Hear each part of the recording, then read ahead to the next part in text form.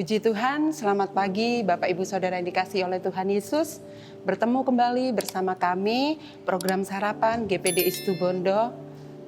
Hari ini dengan teman-teman saya diberikan satu perikop, yaitu tentang Nabi Sefanya.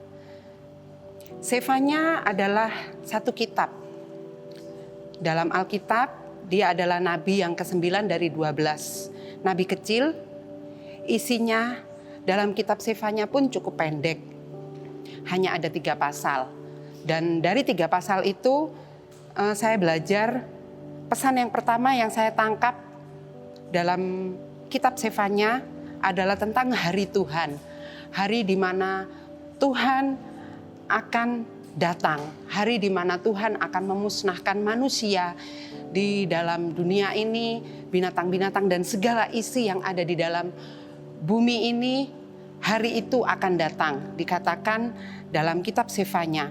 Tetapi satu hal, dikatakan orang-orang yang rendah hati, orang-orang yang taat akan Tuhan, Tuhan akan berikan satu kemurahan untuk orang-orang itu.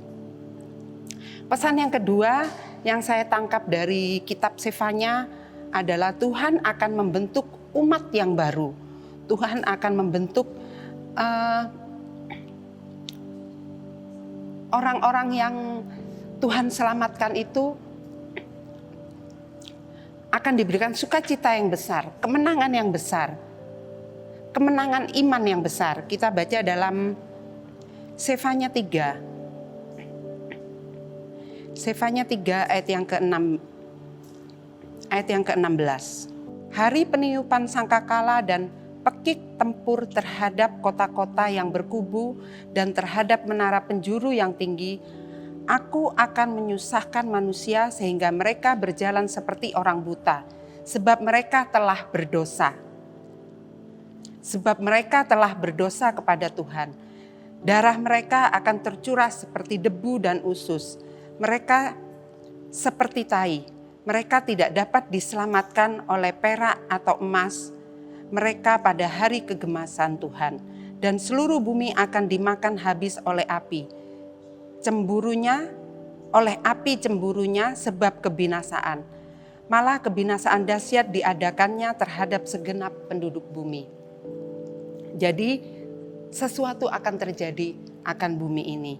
Tetapi Tuhan memberikan hal yang baik untuk orang-orang yang hidup berkenan kepada Tuhan.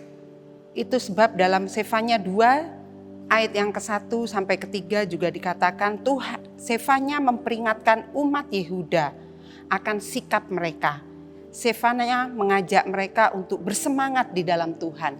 Sefanya mengajak orang-orang itu untuk bersemangat. Bersemangat dan melakukan apa yang Tuhan mau atas hidup mereka. Bersemangat adalah salah satu tindakan yang harus dilakukan, yang harus dikerjakan. Bersemangat bukan satu sikap acuh tak acuh dan tidak berbuat apa-apa. Kita ingat ada satu peristiwa kembali dalam Matius. Kita buka Alkitab kita, Matius 25. Ayat yang ke-14 sampai 30, ini adalah tentang perumpamaan talenta. Dikatakan tuannya akan pergi dan dia memberikan beberapa talenta untuk hamba-hambanya.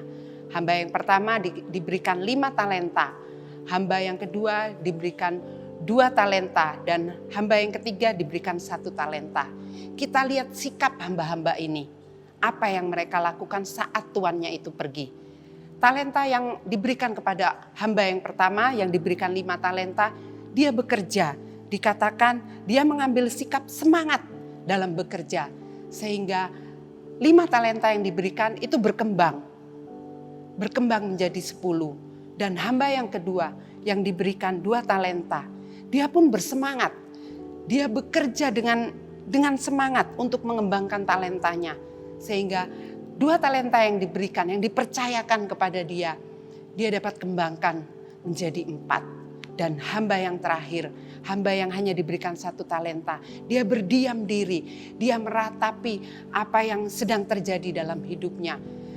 Dia berpikir yang tidak-tidak tentang tuannya, sehingga dia menyimpan talenta yang dipercayakan kepada dia di dalam tanah. Dia menimbunnya di dalam tanah, dia menyimpannya. Dan ketika Tuhan itu datang mendapatkan ketiga hambanya ini, saudara, kita lihat Tuan yang datang itu tidak melihat berapa jumlah bilangan, dia tidak menilai berapa jumlah bilangan yang dihasilkan oleh hamba-hambanya. Tapi dia memuji semangat, dia memuji keinginan akan hamba-hambanya untuk mengembangkan apa yang sudah dipercayakan. Jadi jelas sekali Tuhan ingin melihat perbuatan-perbuatan kita. Tuhan mau kita bekerja sama dengan Tuhan, menjadi partner Tuhan, menjadi kepanjangan tangan Tuhan.